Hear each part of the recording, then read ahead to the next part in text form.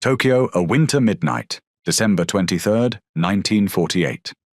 Just after the clock touched 12:01 a.m., the execution chamber beneath Sugamo prison lay cold and still, and 7 nooses hung like unfinished questions waiting for answers.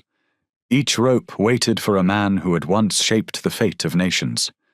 That night, Hideki Tojo, the wartime prime minister who approved Japan's decision for war, including the attack on Pearl Harbor, would stand beside 6 other Japanese leaders whose decisions had brought death to millions across Asia and the Pacific. These were not unexpected losses from the battlefield.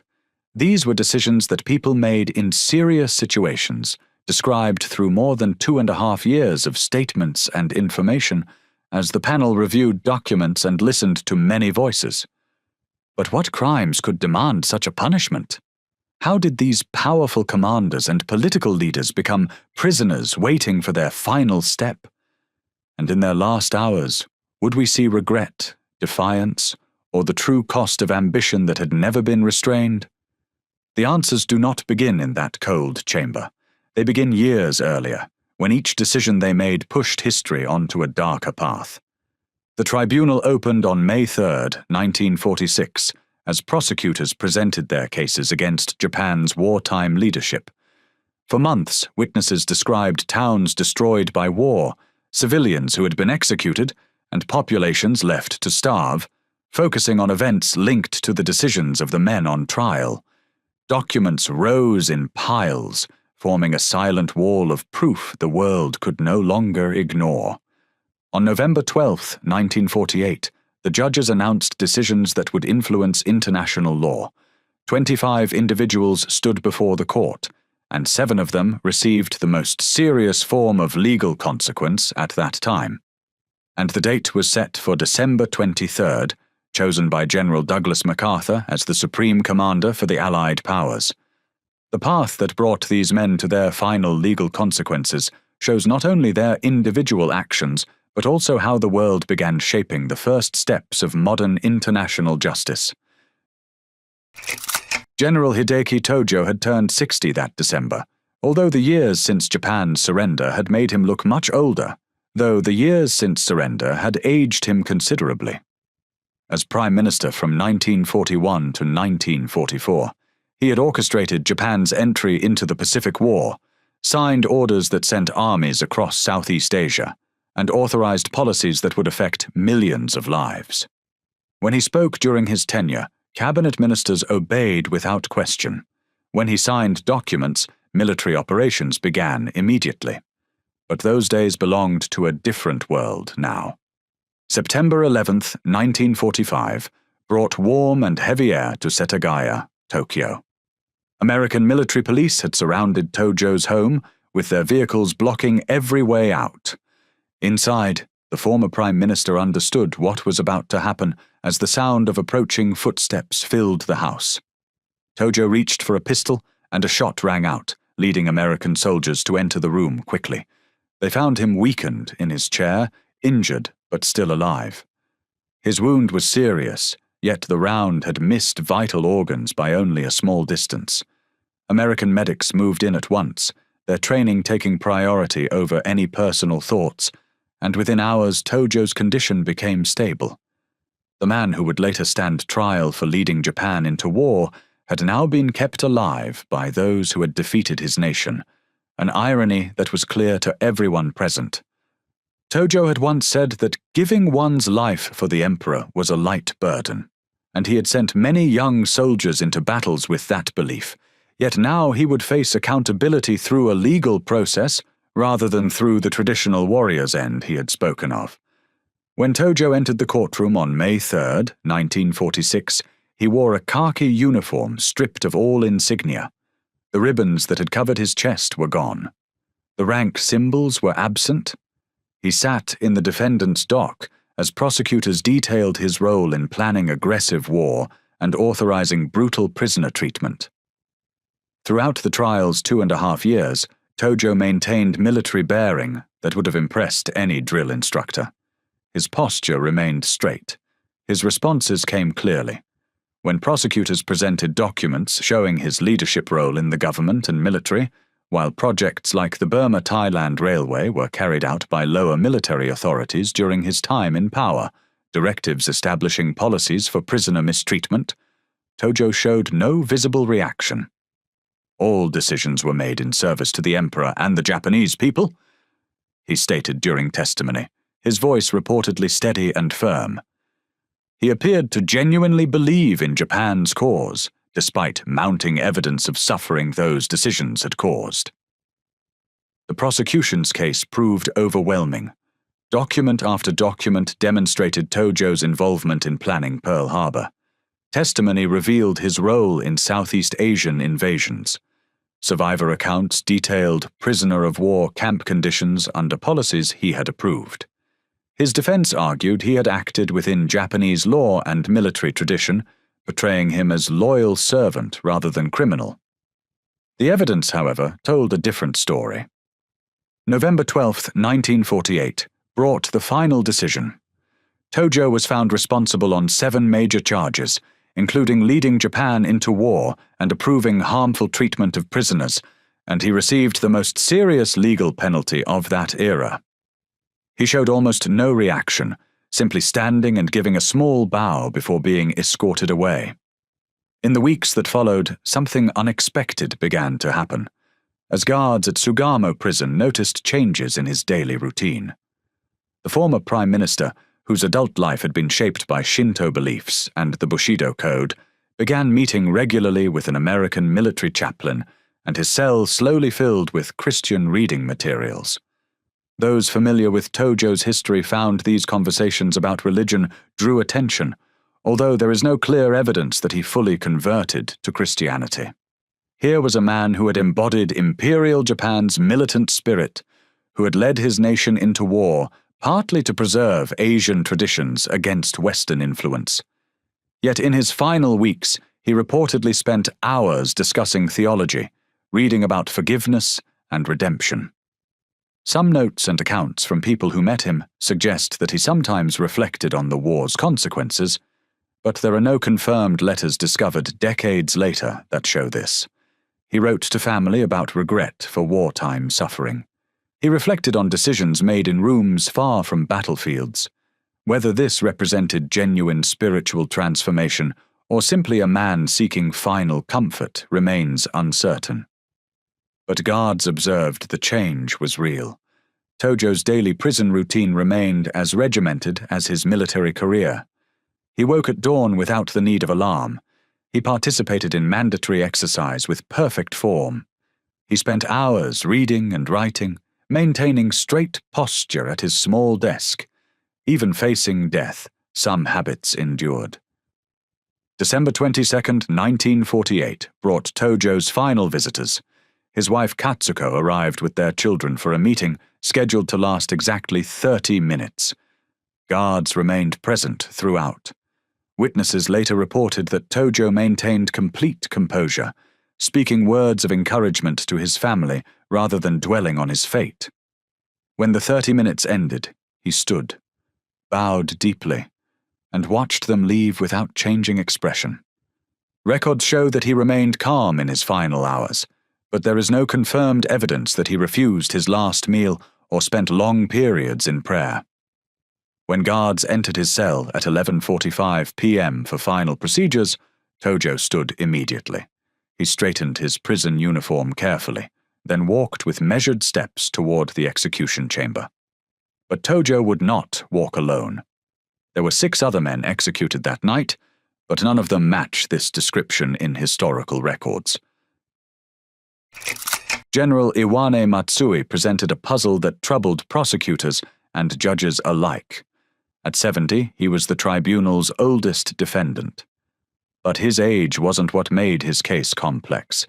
It was the fundamental contradiction of his life.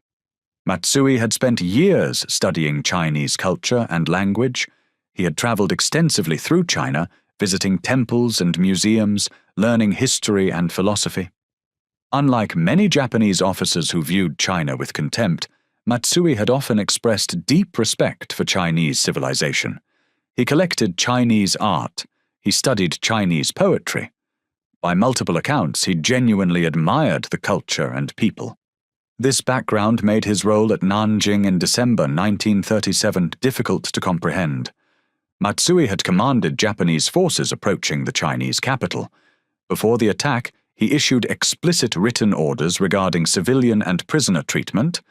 These directives called for disciplined behavior and respect for non-combatants. The documents were clear and seemingly sincere. What actually occurred in Nanjing, however, bore little resemblance to those orders. For 6 weeks, the city became a scene that international observers struggled to describe adequately. Western businessmen and missionaries who remained documented what they witnessed. Their accounts spoke of systematic violence against unarmed civilians, of atrocities committed openly in streets, a severe breakdown in military discipline, with many units acting without effective control. Casualty estimates varied. Some suggested tens of thousands, others claimed several hundred thousand, but all agreed Nanjing represented one of the war's darkest episodes. During the trial, prosecutors presented extensive evidence linking Matsui to these events. They argued that as commanding officer, he bore responsibility for subordinate actions regardless of official orders. Witness after witness testified. Documentary evidence accumulated. The question wasn't whether atrocities happened. That was beyond dispute. The question was what Matsui knew, when he knew it, and how he responded. Matsui's defense team worked to paint a different picture. They argued that Matsui was shocked by the first detailed reports, although some evidence suggested he may have known about the violence earlier. He called for some courts-martial against soldiers who committed unauthorized violence, although the punishments were limited and did not stop the wider disorder. Orders telling his troops to respect these protected areas. I deeply regretted the events that occurred under my command. Matsui stated during testimony, his voice reportedly carrying his 70 years' weight. It was never my intention that innocent people should suffer. Medical examinations during imprisonment revealed Matsui suffered from various age-related ailments that trial stress had worsened. His hands sometimes trembled. His breathing grew labored during long courtroom days. Guards occasionally helped him stand when judges entered. Despite deteriorating physical condition, Matsui maintained dignity that even prosecutors seemed to respect. He answered questions directly. He accepted moral responsibility for the events under his command, although he maintained that he had not ordered or intended the atrocities. The judges faced difficult questions. Could a commander who issued discipline orders be held criminally responsible when subordinates ignored those orders? How much knowledge did he possess? When did he learn of events? What actions did he take upon learning? November 12, 1948, brought the final decision. Tojo was found responsible for serious wartime actions, including charges connected to the events in Nanjing. The judges concluded that his failure to stop severe misconduct by troops under his command amounted to legal negligence, no matter what intentions he later claimed or what steps he said he took. He received the most serious legal penalty of that time. The verdict remained controversial. Unlike other condemned generals who had clearly authorized aggressive warfare and brutal policies, Matsui's case centered on command responsibility questions. To what extent could military leaders be held accountable for subordinate actions? The questions would generate debate long after Matsui was gone. Awaiting execution, the elderly general spent time writing family letters and reflecting on his long military career. Guards reported that despite knowing his fate, he showed remarkable composure. Perhaps age gave different perspective on death. Perhaps genuine regret for Nanjing events provided some peace. Or perhaps decades of military service had instilled stoic demeanor that endured. Whatever the reason, Matsui faced final days with calmness contrasting starkly with the chaos that had consumed Nanjing 11 years earlier. While Matsui's case raised difficult questions about command responsibility, another general's actions were much clearer, as his strict administrative control had created a system that caused widespread harm with disturbing efficiency. General Hitaro Kimura had built his reputation on administrative efficiency rather than battlefield glory or strategic brilliance.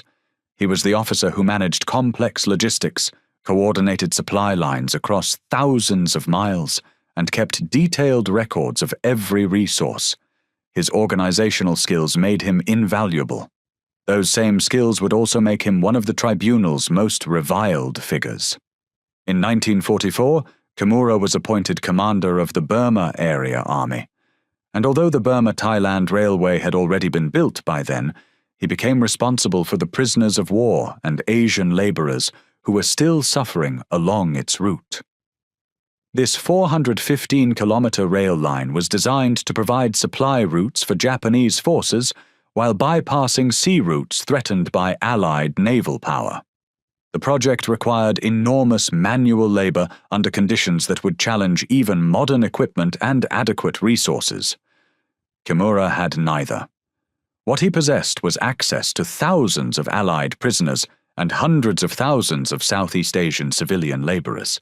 Japanese railway commanders enforced harsh construction schedules in the early years of the project, and later, under Kimura's command in Burma, military orders still placed supply and transport needs above the health and safety of prisoners and laborers. His administrative mind calculated how many track kilometers needed laying each week, how many bridges required building, how many earth tons needed moving. What his calculations apparently didn't account for, or didn't prioritize, was human cost. Over 60,000 Allied prisoners worked on what later became known as the Railway Project. These men, British, Australian, American, and Dutch, had already been weakened after months or even years in captivity, and many struggled with poor nutrition, tropical illnesses, and the emotional strain of confinement.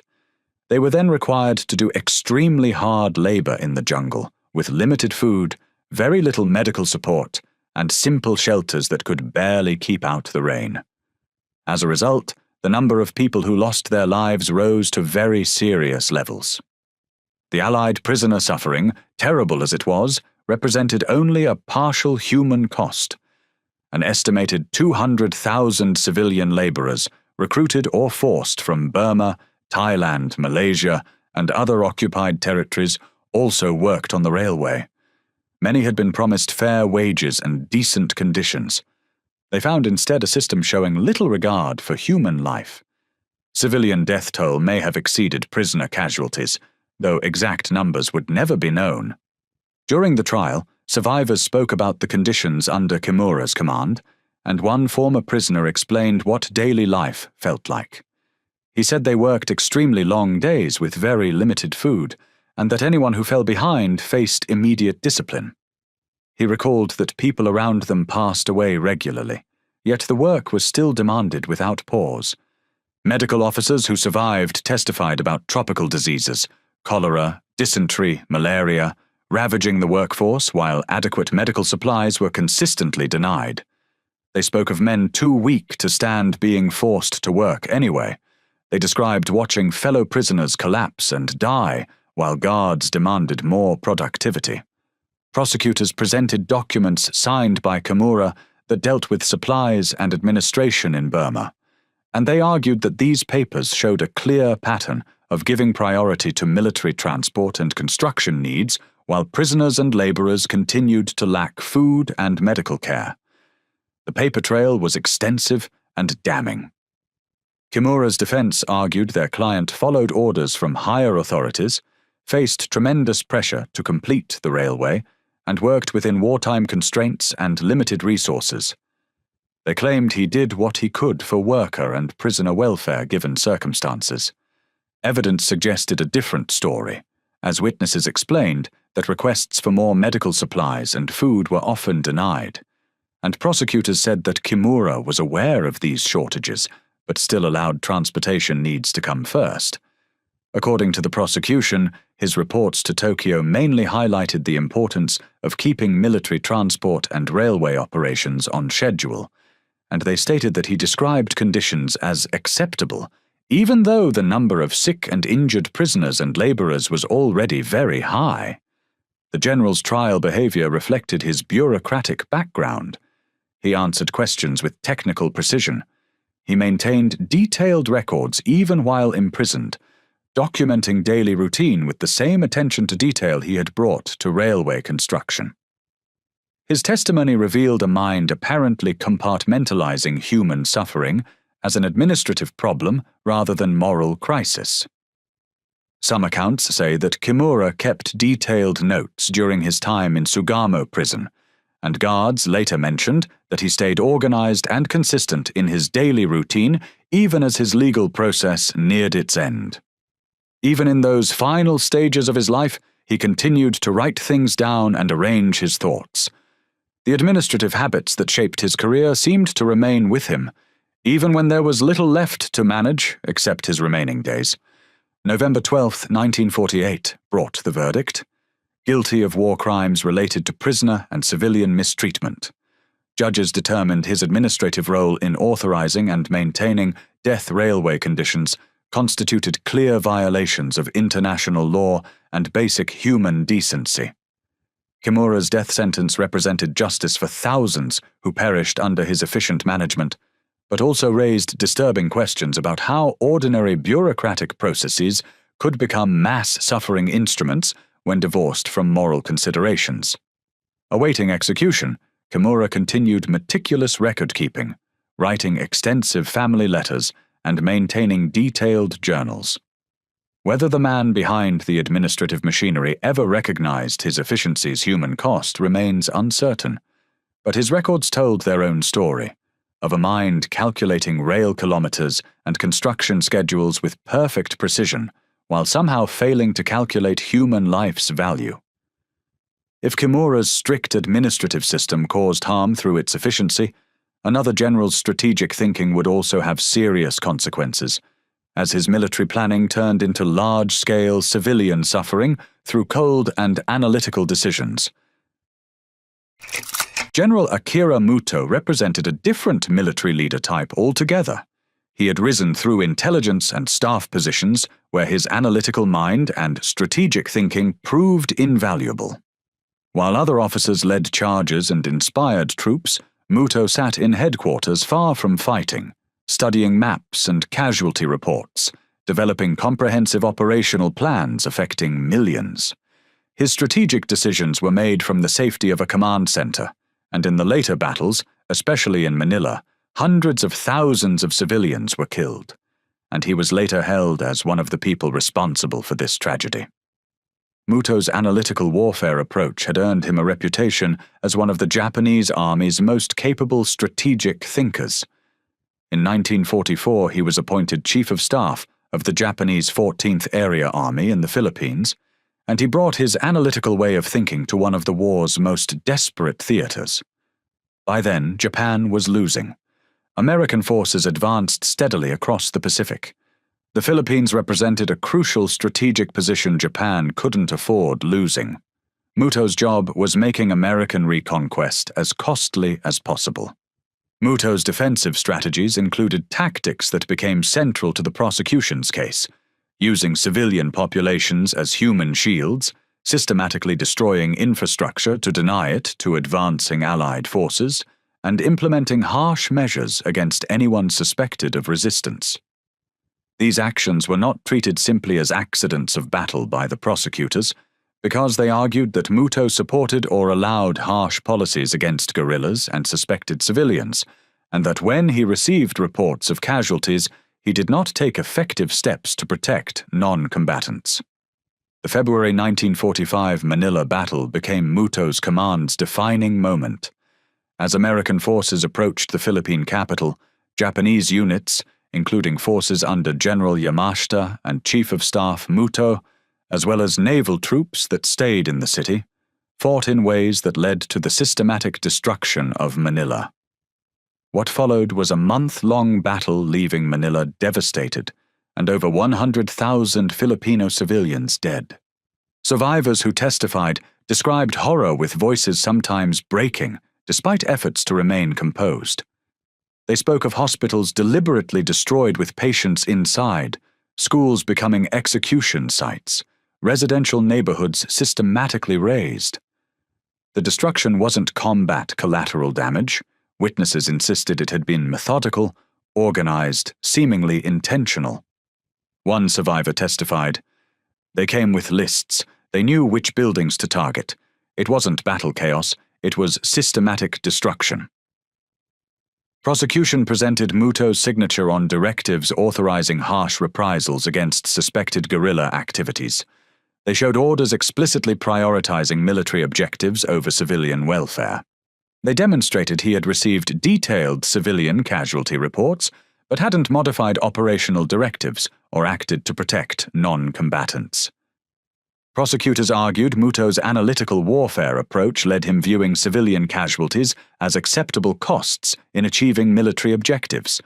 Evidence suggested he received atrocity reports against civilians, but failed taking corrective action.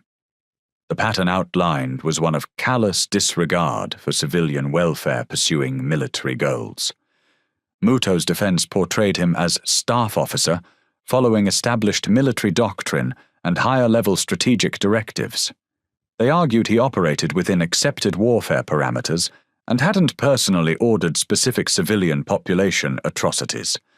They emphasized his role as planner rather than field commander. He developed strategies, others implemented them. The tribunal focused on whether Muto's staff work demonstrated civilian life disregard patterns. Evidence suggested his strategic planning deliberately included tactics inevitably resulting in massive civilian casualties. Judges examined whether being staff officer rather than field commander absolved him of responsibility for his plan's foreseeable consequences.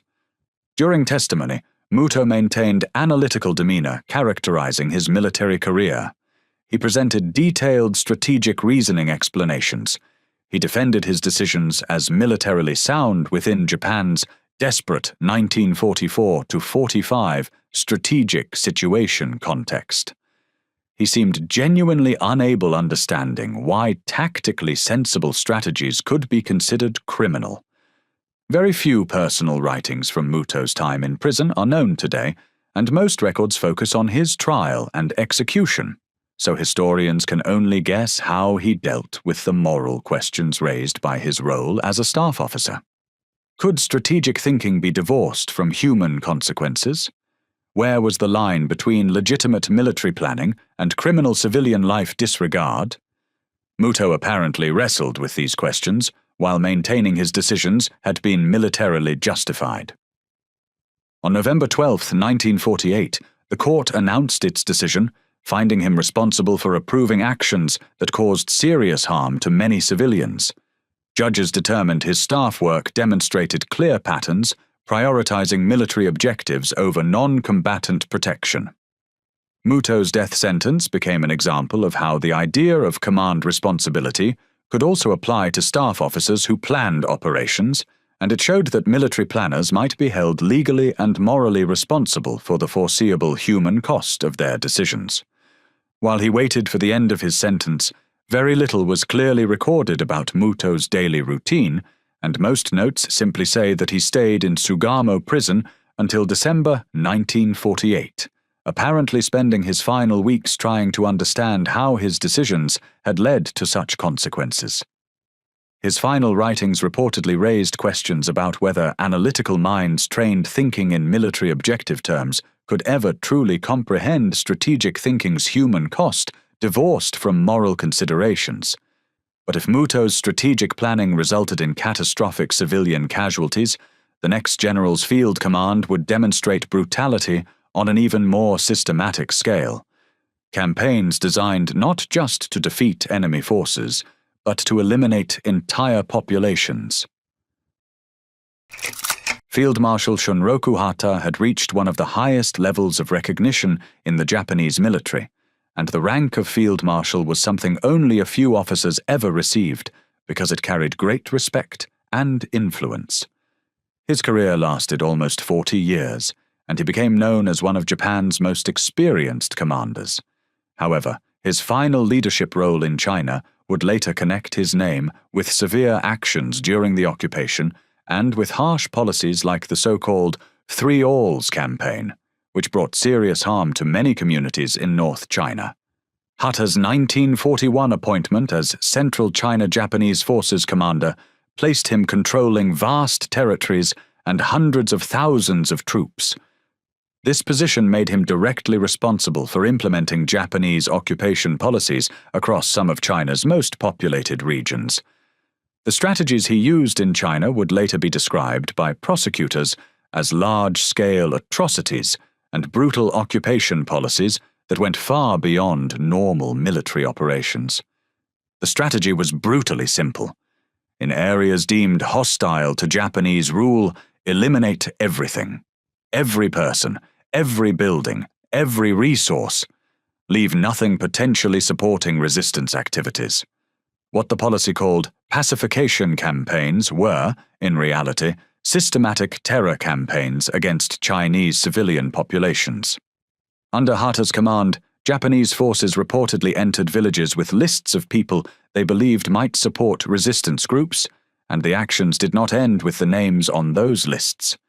Entire families connected to suspected supporters were said to have faced severe punishment, and in some cases, whole villages suffered heavy destruction, with residents displaced, homes lost, fields ruined, and water sources made unsafe. The intention was to create areas where resistance movements would have no way to continue because the local population could no longer sustain them. This policy's human cost was devastating in ways mere numbers could never fully capture. Thousands of central China villages disappeared during Hata's command. Populations living in the same locations for generations were eliminated or scattered. The destruction's systematic nature suggested not spontaneous violence, but careful planning and coordination at command's highest levels. During the trial, people who had lived through Hata's campaigns spoke about what they had seen and how they had suffered, and their statements offered a clearer picture of what happened. One witness explained, "They came with lists, but the lists did not matter in the end, because the actions spread far beyond those names, and people of all ages were caught in it. It felt as if they wanted our community to disappear." Prosecutors presented evidence showing that, during Hata's time in command, Japanese forces carried out large-scale pacification operations, and they argued that he either knew about these actions and failed to stop them, or did not make sure his instructions were followed. His reports to Tokyo headquarters described the progress of these operations in a way that suggested clear intent, noting villages heavily damaged, residents displaced, and resistance groups weakened. The reports read almost like routine administrative updates for a project, except that the outcomes described were the loss of homes, the movement of people, and the disappearance of entire communities. Medical experts testified about methods used by forces under Hata's command, describing systematic violence patterns indicating organized rather than spontaneous brutality. These atrocities' clinical precision suggested they weren't combat stress or individual soldiers' actions results, but rather represented organized policies implemented from above. They presented documentary evidence showing he had received detailed civilian casualty scale reports, but had not only continued these operations, but actually intensified them over time. Hata's defense argued their client had been implementing established Japanese military doctrine, responding to widespread guerrilla warfare. They claimed harsh measures were militarily necessary responses to irregular warfare tactics Chinese resistance forces employed. They portrayed three-alls policy not as genocide, but as counterinsurgency operations, however brutal, falling within military necessity bounds. The tribunal examined whether civilian casualty scale and systematic nature under Hata's command went far beyond what military necessity could justify. Evidence suggested something beyond legitimate counterinsurgency operations, pointing toward deliberate policy terrorizing and eliminating civilian populations rather than separating them from resistance forces. During testimony, Hata maintained career military officer bearing. He accepted responsibility for operations under his command while defending their military necessity.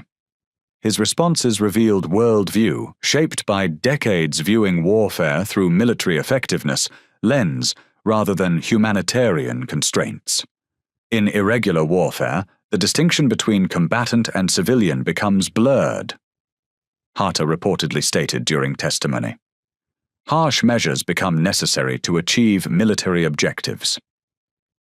Prison writings Hatta produced during trial showed a man struggling understanding why actions he had considered militarily sound were being characterized as criminal. His letters revealed career officer perspective who had spent decades believing military effectiveness was success's primary measure, seemingly genuinely unable comprehending why that standard might be insufficient. November 12, 1948, brought the verdict. Guilty of war crimes and crimes against humanity related to implementing systematic policies resulting in massive civilian casualties. Judges determined atrocities' scale and organized nature under his command constituted clear international law violations. During his years in prison, the field marshal reportedly kept his military habits, as he maintained a strict routine and formal bearing, and his time behind bars forced him to live for many years with the consequences of his command decisions. Among these military commanders condemned for battlefield atrocities stood one figure representing something fundamentally different: the political leadership creating conditions making such crimes possible in the first place. Koki Hirota stood apart from the uniformed generals, and he was the only civilian among the 7 men whose sentences were carried out on December 23, 1948. While military officers had directed troops and planned operations, Hirota's responsibility came through his role in diplomacy and national leadership, since he had served as both Prime Minister and Foreign Minister. In those positions, he became part of the political system that guided Japan toward expansionist policies and toward its partnership with Germany during that period. Hirota's path to his final sentence was unusual because he had never commanded troops or signed any operational orders, and his influence had come instead through diplomacy, agreements, and cabinet decisions made far from the battlefield. Yet the tribunal concluded that these political choices carried serious responsibility as well, arguing that they helped make possible the military actions that followed. While Hirota supported closer relations with Germany during his time as foreign minister, the Anti-Comintern Pact of 1936 was negotiated and signed by other members of the Japanese government. Though framed as resistance to communism, it became the foundation of the Axis alliance. His diplomatic efforts isolated Japan from Western democracies and aligned it with fascist powers. These moves' timing was critical. While Hirota cultivated relations with Germany and Italy, he also served in governments expanding military operations in China. During his term as Prime Minister in 1936 to 1937, Hirota's cabinet failed to restrain the military, and several decisions made under pressure helped allow the conflict in China to grow into a full-scale war. During the trial, witnesses described Hirota's involvement in cabinet discussions concerning military actions. Prosecution argued that Hirota's diplomatic leadership had created the framework within which military aggression flourished. They further claimed his negotiations with Germany and Italy advanced preparation for conflict with Western powers, showing his policies accelerated rather than restrained Japanese expansion. Hirota's defense responded that he was a career diplomat acting within international law and defending Japan's security against perceived communist and Western threats. They portrayed him as a professional operating within legal boundaries, not a war criminal. The tribunal focused on Hirota's active role shaping the diplomatic structure that made aggressive war possible. Evidence suggested his policies prepared Japan for conflict rather than preserving peace. Even without personally ordering military operations, his leadership helped create conditions making those operations inevitable. During imprisonment, Hirota maintained the dignified bearing of a diplomat. His writings showed a man still convinced of Japan's cause. He reflected on international relations and Japan's place in Asia with the same confidence he had shown while in office. One letter to his family stated, "History will judge whether our cause was just. I remain convinced we worked for Japan's survival in a hostile world." His case raised questions about political leaders' responsibility for military actions taken later by commanders they never directly supervised. When the verdict came on November 12, 1948, the tribunal answered with a conviction for conspiracy to wage aggressive war and crimes against peace. Judges ruled his diplomatic leadership had been essential to Japan's militarization, making him culpable alongside generals who carried out the policies. Hirota's sentence showed that civilian leaders could also be held accountable when they were aware of serious wrongdoing and chose not to intervene, and it made clear that political decisions carried real consequences for the people who shaped them. As the only civilian among those who received the harshest punishment, Hirota's presence at the final moment carried symbolic meaning, because he represented the political leadership that had helped guide Japan toward the conflict that followed. As December 23rd approached, the 7 condemned men, 6 generals and 1 diplomat, spent their final hours in Sugamo prison, each confronting the consequences of decisions that had affected millions. December 23rd, 1948, began like any other day in Sugamo prison. Guards made their rounds, meals arrived on time, and winter sunlight touched the walls. But as midnight approached, tension grew. 7 condemned war criminals entered their last hours, each revealing something about who they had been and who they believed they were at the end. Hideki Tojo reportedly spent the day in spiritual preparation, meeting the chaplain and speaking about faith and forgiveness. The man once seen as Japan's militant symbol now searched for comfort in Christian ideas. Whether this showed true change or simply last-minute hope remained known only to him. Iwane Matsui, 70 years old and in failing health, kept a calm dignity. He wrote letters to his family, reflecting on the campaigns he had led.